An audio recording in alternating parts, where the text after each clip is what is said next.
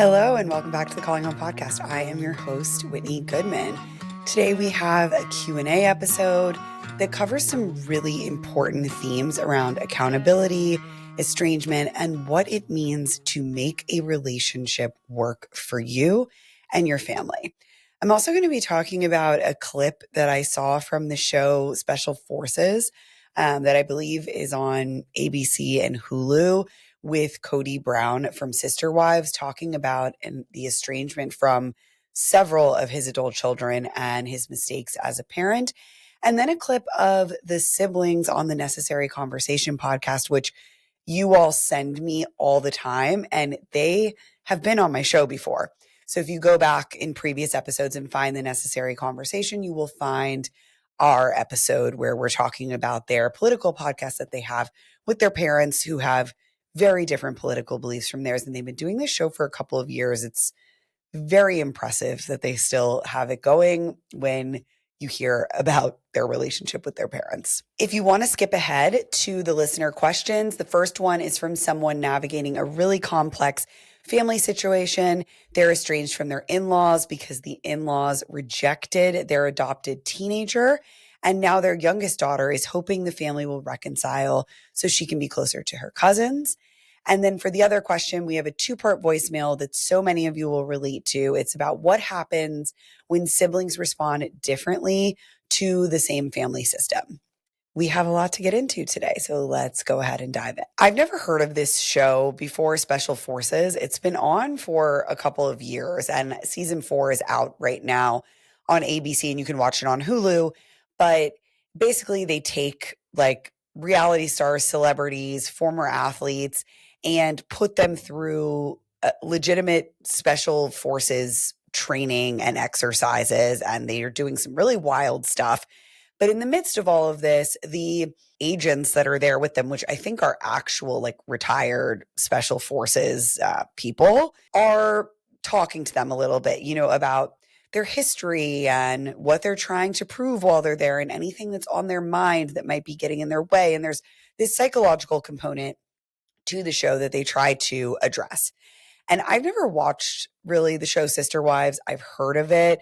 It is about a family in Utah where there is one man, Kody with a K, and he has several wives and has gone on to have 18 children with his 4 wives. Okay. And as of late 2024, at least 6 of them have been described as not speaking to him. And all of those are adults. And so in this show, Kody sits down with the special forces trainers and they ask him, like, are you taking ownership? And Kody says, I really thought I was a good dad and husband, and I misunderstood that. I did it wrong in so many ways, and I hated being blamed for it. It made me resistant to ownership. And I thought this was huge. And I want to point out that this is a man who had 4 wives and 18 children. I don't care who you are. You did not have time to give attention to all of those kids, right? And he grew up in this type of system where this is what he saw. This is how men were supposed to live and structure their lives. And he thought that's what was normal and expected of him. And that's the way that he created his life. And when it didn't work out, or when his children were kind of reflecting back and being like, hey, you made some mistakes and I don't like how my life with you went, I think he was very taken aback and startled by this. And all of us on the outside can be like, man, 18 kids, 4 wives, like, what did you expect? You're not going to be able to be close to all those children and have a bond with them. Like, it's just kind of logistically impossible. And I think that they grew up all living basically on like a compound where there were multiple houses, and he would like visit each one and kind of spend a certain amount of time there, spend the night there. And it seems like it was very, very difficult to keep that up. The special forces agent then goes on to say, the fault is on you, no one else. And I believe this man is of similar age or at least generation to Kody, the man that he's talking to. And so I thought this was a really amazing thing to see, another man holding another father accountable and saying, hey, you are the parent in this situation and you need to be accountable. You need to show up and take responsibility for the way that this played out with your children and maybe for some of the feelings that you have, even if you felt like you were a good dad and a good husband. It just didn't impact them in that way. And they then go on to say, to ask him point blank, do you feel like you've taken proper responsibility? And Kody admits it. And I think this is something that we really need to celebrate and acknowledge, that he says, I would like to repair all the relationships with my family, even my ex-wives, but it's not easy. I haven't been honest with myself and I haven't taken ownership of things and my failures. I am sorry that I have hurt or offended my children. And the guys are basically saying, like, get around this facade and stop protecting yourself. Be honest with yourself. And I think that, I know that he's not saying this to his children and he's saying it on TV. And so maybe there's a part of his kids, if they were to see this, I don't know if they watch their dad on TV, kind of being like, oh, this is performative. He's not really meaning this or saying it to us because, look, he's just doing it for this audience on TV to create more sympathy for himself or to make it look like he's trying. And we are like the evil kids that are not acknowledging him or being there for him. And that's possible. And it's also possible that they feel that way because they grew up having their lives filmed on this TLC show for so many years. There's a ton of seasons of this show. I mean, I remember seeing this show years back, like in commercials and stuff, and the children were quite young. So I think they spent a lot of their life being exposed and having to perform. And I could see how they might interpret their father's behavior of him saying this, but only for cameras on a reality TV show, as disingenuous. Putting all that aside, I think that we need to celebrate and acknowledge seeing this type of discourse being shown on television, that we have a parent in front of us that is saying, I made mistakes. I thought I was doing the right thing, but I wasn't. I want to repair. It hasn't been easy. And I want to be honest with myself. I think that's what I know that's what a lot of adults want from their parents because that's what they tell me that they want. And so if you're a parent listening to this, I think even going and watching this episode on Special Forces, I think it's like, season 4, episode 7 at about 33 minutes in. And you can see, how this man is talking and what it sounds like to take this kind of accountability. And I would love to see this translate into actual conversations and repair with his children. Now I'm going to play for you a clip from the Necessary Conversation podcast. And just to give you a little backstory on this show, if you haven't seen it, Chad and Haley are 2 adults who started a podcast with their parents a couple of years ago.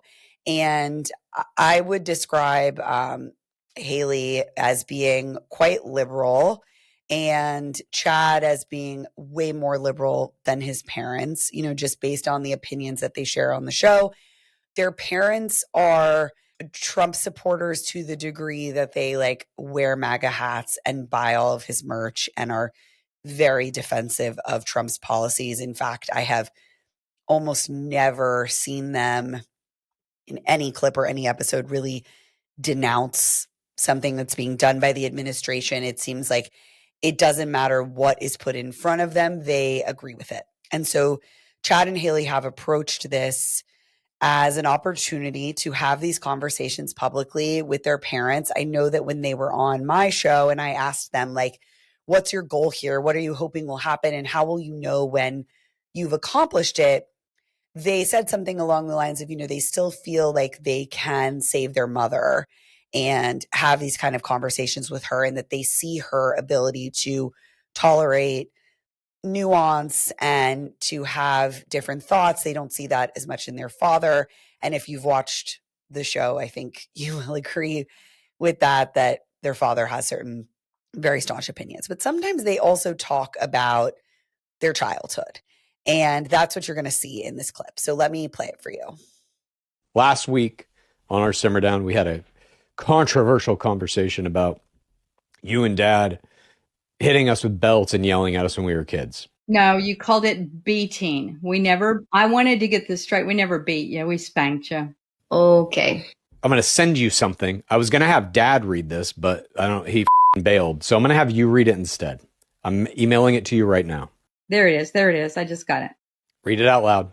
Last week, we had a conversation in our Simmer Down about getting hit with a belt when we were kids. You guys denied it happened. I thought a lot about it, and I just want to say something to you, Mom and Dad. I think you both loved us very much. And when we were kids and you were doing what you thought was best, but you guys didn't have the best examples of parenting when we were kids. When you were kids.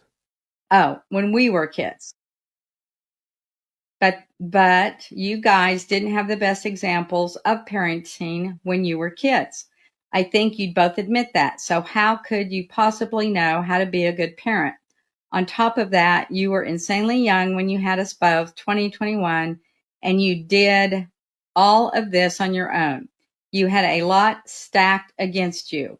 And not to toot my own horn, but I still think you still did a great job. Look at me and Haley, how we turned out. She's a business owner who has her own store covered by international news outlets, and she's a mom who would do anything for her kids, just like you both did.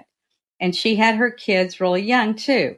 She followed your example of how to make a family, and hers is incredible because of it. You both did a lot of really good things as parents, and I want you to know that. But I also think you made some mistakes because you didn't know any better. And that's okay. All parents do. I love you, and I thank you both for all of the amazing moments you gave us growing up that have made us who we are today. How do you feel? I feel good. I feel like that was nice. I don't feel like we made any mistakes, though. I really, really don't. Okay. Take a moment to sit with that. That video had such an impact on me because I've always said I find it so curious as a parent myself that any parent could say, I don't feel like we made any mistakes. I think I made mistakes in the last 24 hours or things that I could have done better or said better. And when a parent says, I don't think we made any mistakes parenting, there's something going on there, quite a bit of a disconnect, denial, lack of self-awareness, inability to sit with this discomfort of being an imperfect parent. Now I want you to think about that email that Chad, the co-host here, wrote, and what was in that email. Gosh, it was buckets of grace, understanding, empathy, nuance, the ability to recognize that there were both good moments and hard moments. There was forgiveness, understanding. I mean, it really was this perfect holding of those really complicated feelings that you can have when you grow up with parents that you feel like loved you and did good things for you, but also were not great in a lot of ways. And you'll see here how they are arguing over the choice of words here, not talking about the impact or how it felt, but the difference between spanking and beating. And if it's spanking, then it wasn't that bad. If it's beating, it was bad. And if Chad could just use the right word, then we would all kind of be on the same page. When in reality, you have your child in front of you saying like, hey, you guys did this thing, wasn't so great, had a negative impact on me. I'm trying to share that with you. And instead, the parent is getting so caught up in like the semantics of the situation and what words we're using. and then flat out saying like, yeah, I think what you said to me was really nice. I agree with all the good parts, but we didn't make any mistakes. This type of response is what makes your children not want to come to you with their pain or with their problems. Because in this moment, this mother is deciding what is worthy of her attention or recognition. And if she feels like she didn't make any mistakes, she didn't do anything wrong, and that she was justified in spanking and that it wasn't beating, then the conversation is over and there is nothing left to discuss. So then there cannot be any room for discussion about impact, feelings, what it's like for them now, what they wish was different. And because of that, there cannot be any more connection or closeness. You see here that like there's a wall between these children and their mother because they cannot connect over this. There's no ability to create more closeness or compassion because the conversation has effectively been shut down. And something that I think is really admirable about Chad and Haley is that they do always seem to try to find the good in their parents. And that may not resonate with all of you. And I think they get thousands of comments from people every day that I see being like, just cut them off, just cut them off. But this is how they've chosen to handle their relationship. But it's not lost on me how painful these attempts at connection can be. And when you have an extremely emotionally literate and mature adult child who is really writing a textbook letter of, hey, mom, I love you, but I also want to talk about this. And that can't go any further than that. As the adult child, you know that you're stuck there. Like if that doesn't move you, if that doesn't get you to at least want to ask me some questions, then I don't have anything else left to say, right?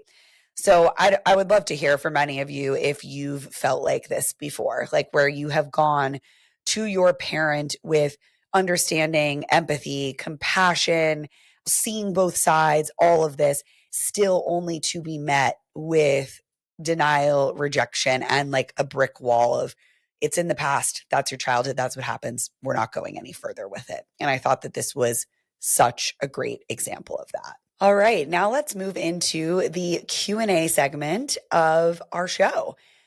Every week, I answer on Thursdays 1 to 2 questions from our listeners. You can always email me a voice note or a written email question to whitney@callinghome.co. We always have that linked in the show notes as well. And I might choose one of your questions for an upcoming show. The first question that I have was sent to me in an email, so I'm going to read it to you and then we will work through it together. This caller question says, we have been estranged from my in-laws off and on through the years, never very close. When we had our bio daughter, at that time, she was an only child. Our thoughts were, as long as they were good grandparents, we won't keep her from them. We adopted a teenager, and the in-laws did not accept her or welcome her into the family.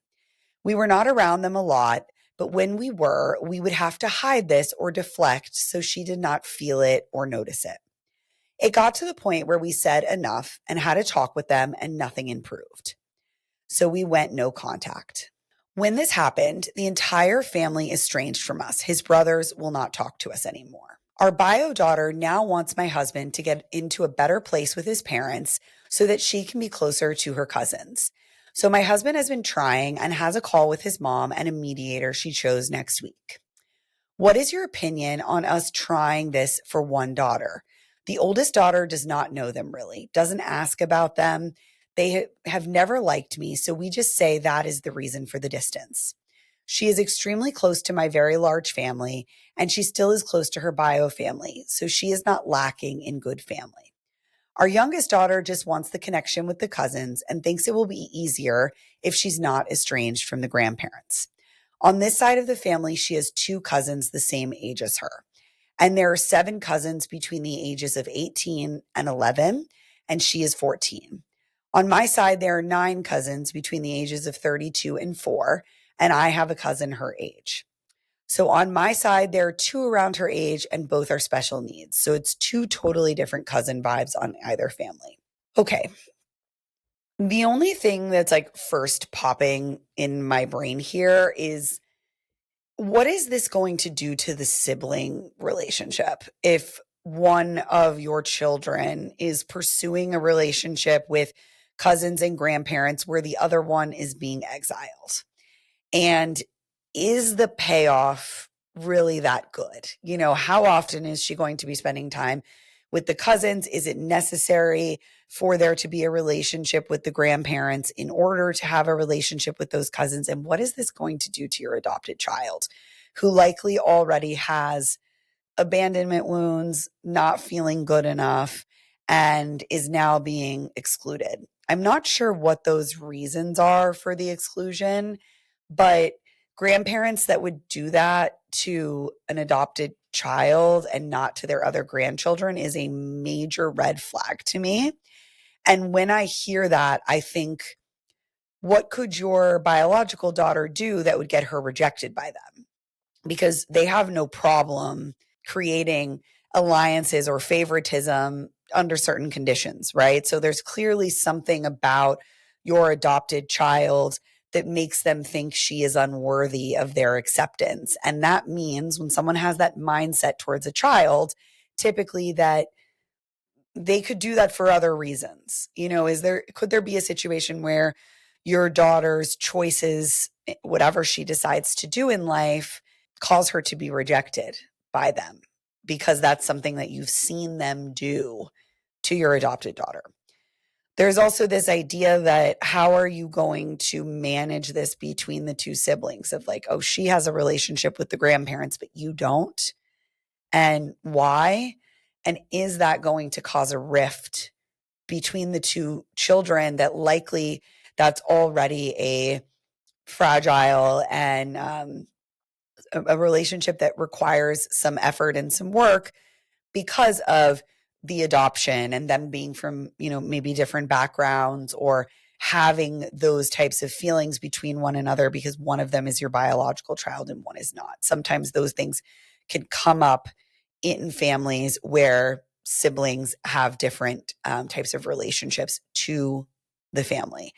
I think you might need to work through a plan for some of that, and even having conversations with the two of them. And I'm wondering, you know, if this is something to speak to your 12-year-old about in a developmentally appropriate way. But I think a 12-year-old can understand, like, hey, this is what's going on with grandma and grandpa. And I'm curious if your 12-year-old daughter would feel differently if she knew the way that her sibling was being treated by the grandparents.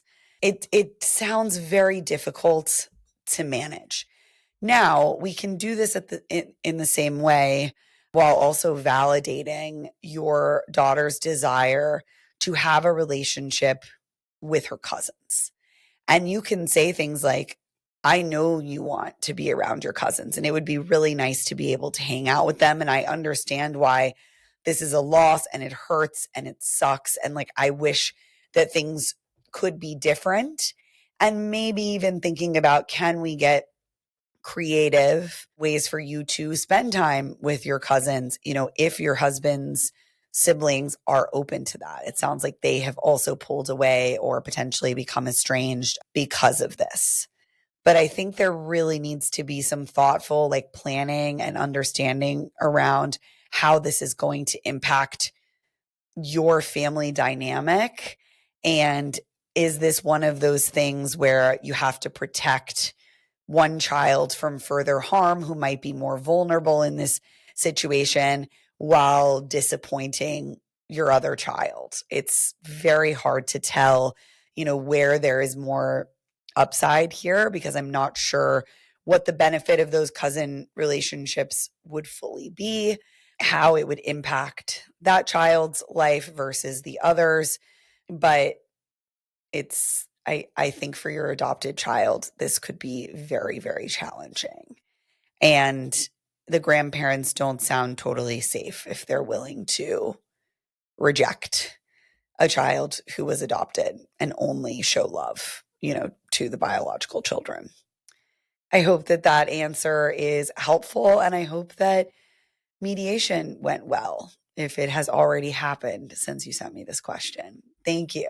All right, now I'm going to go ahead and play you our second caller question. Hi, Whitney.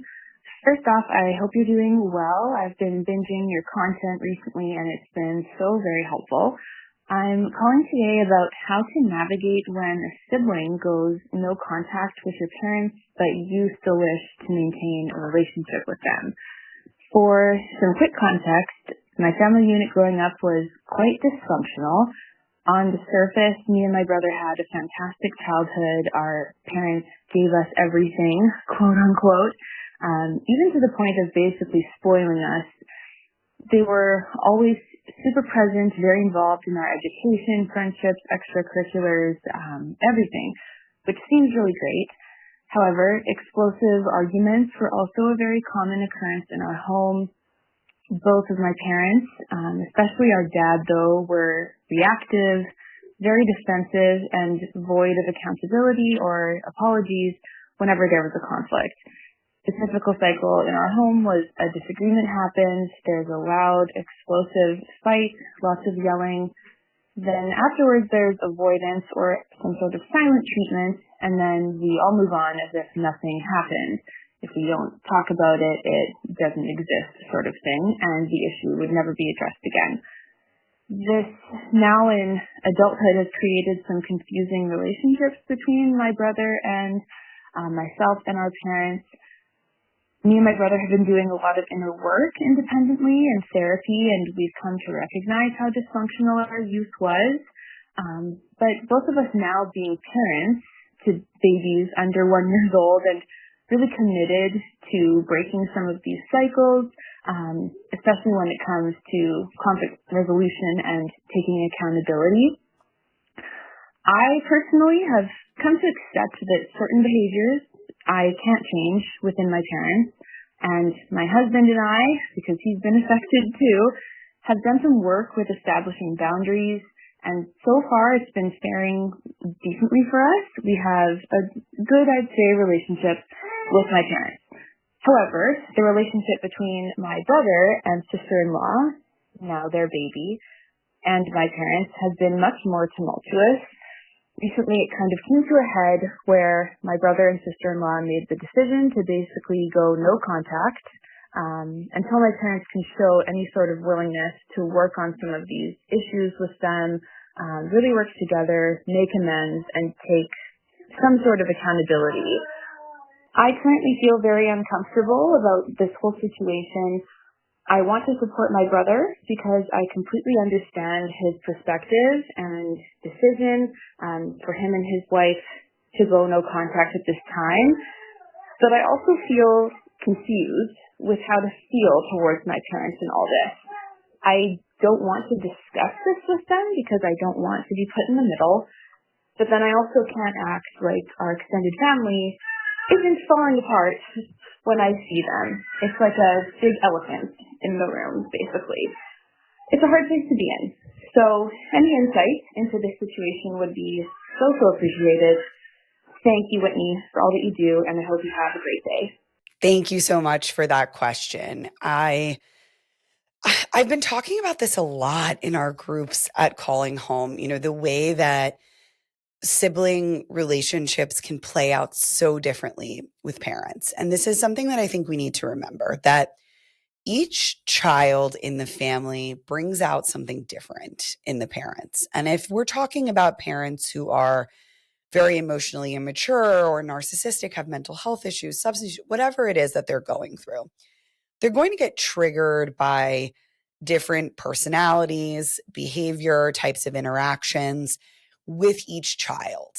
And some children are going to be much easier for them to interact with, or even to not show highly disruptive or abusive behavior with, because of the way that they're interacting. And so it sounds like you have decided to choose the path of like acceptance and setting boundaries and just engaging with your parents in this limited way, which might be a little bit more surface level or distant. And it's possible that your brother has not been able to do that. And so he is engaging with your parents maybe in a way that is much more triggering for them. He might be having a lot more feelings, showing a lot more of discomfort or upset. And so there is a lot more pushback going on there. And as a result of that, you are being treated quite differently by your parents. And so I think you have, it sounds like, a great amount of empathy and understanding for the fact that you and your brother are reacting very differently to this. And that is normal. It's very uncommon, for every sibling in a family system to see their parents in the same way, to make the same decisions and to react in the same way to them, because you're all different people. You had very different childhoods and you have very different present lives. Now, of course, this is extremely sad and heartbreaking and awful that you now are in this situation with your family. And you're right that when you're with your parents, things might be calm and quote unquote normal, but you know what's actually going on. And you know that your brother is upset and distant and maybe not being treated in the right way, or that he is upset. And I think that you can validate that for yourself and say, it would be really nice for this to not be my family situation. I would love to be able to have my brother and his wife and his child around, and for my kid to grow up with their cousins, and for us to have a relationship with our parents. Like, that would be really nice and ideal. I think that's what most people want. And that's not the reality of the family. Now, I don't know if bringing this up to your parents will have any value, will create more issues for you, or it will create some change. It sounds like this is something where they are likely approaching your brother in a very different way than they are approaching you, maybe because of the demands or requests or boundaries that he has put on them and the way that this relationship is impacting him in the present. And so I think you really have to think about, like, is it my place to step in here? Does it feel wrong for me to have a relationship with my parents when my brother isn't? Is this something that I want to talk to him about? Is he feeling resentful or upset that I am having a relationship with my parents when he isn't? Like, I think there's a lot of unanswered questions here about how this is impacting each of you and the feelings that you have around it. And I'm a big believer that siblings can have their own individual relationships outside of their relationship with the parents, but it takes a lot of effort and it's hard. And you both have to be willing to work at it and very much remove your parents from that equation. And your parents also have to, like, stay out of the way. And so right now it might be that showing him support is just being like, I get it. I understand why you're doing this. And I understand that our situations might be different and that we're both responding to this in our own unique ways, and they both make sense within the context. And I want you to know, as my brother, that I love you and I understand you and I respect your decisions. And I hope that you can do the same thing back for me, right? And understand that I'm making these decisions because of my own life and how this is going to impact me. And from there, maybe the two of you can sort of establish your own relationship. And there might be a world where that means that you can both have a relationship with your parents as well. It might mean that you're never able to have that full, like, cohesive family unit. I also want to note that these things are not always permanent or forever. And sometimes people need time and space to work things out. And, if you both just had children recently, that can be a big trigger and, like, impetus for some of these feelings, where both of you feel like you are protecting your child and trying to give them the best life, whether that's through having grandparents or keeping them safe from those grandparents. And so I would say starting with just, like, this foundational level of respect and understanding for how each of you is responding to this is really, really necessary. And then from there, hopefully the two of you can kind of work to understand one another more whether your parents come around or not. Thank you so much for calling in. I think that question is going to be really helpful to a lot of people. That is it for our episode today. If there's one thing I want you to take away from this episode, it's this. You're allowed to make decisions that honor your lived experience, what you're going through, and the family that you're building now. You don't have to sacrifice yourself to belong, and you don't have to continue returning to a relationship that harms you just to keep the peace. And you don't have to convince siblings or extended family members to see what you see in order for your response to be valid and understandable. Every family system produces different reactions in different children, and every adult has their own thresholds for conflict, their own attachment to the past, and their own way of coping in the present.